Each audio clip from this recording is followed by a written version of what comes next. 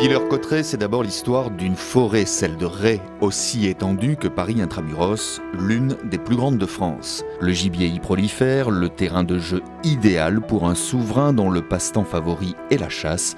C'est bien ce que François Ier est venu chercher, mais pas seulement. Sous Clovis, c'est déjà une grande forêt giboyeuse, elle est réputée.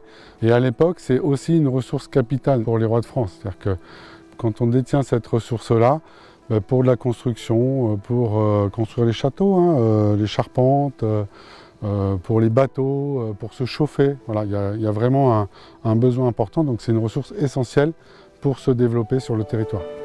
Alors le roi bâtisseur bâtit. À la Renaissance, on dépense sans compter, on innove sur les vestiges d'un château médiéval laissé en ruine après la guerre de Cent Ans.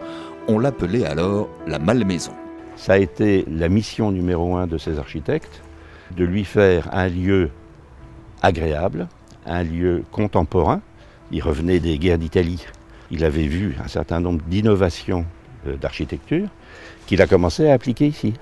C'est-à-dire que Villers-Cotterêts a servi en même temps de test d'architecture.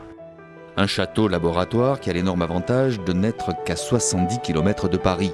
Et c'est toute une ville qui se déplace dans un petit bourg, des centaines de chariots et de chevaux. Le reste du temps, les châteaux de la Renaissance sont vides.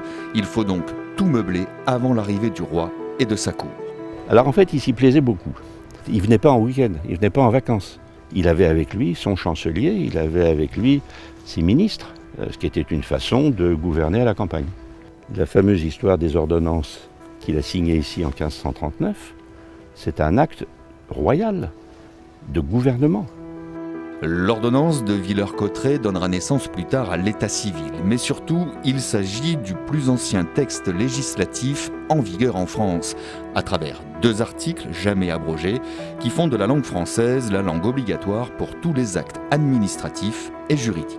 Le château va vivre ensuite au rythme de ses rois successifs, de leurs envies, jusqu'à la Révolution. Il faut alors faire table rase du passé, on en fait une caserne militaire, puis au XIXe siècle, on y enferme ceux et celles que l'on ne veut plus voir traîner dans les rues de Paris.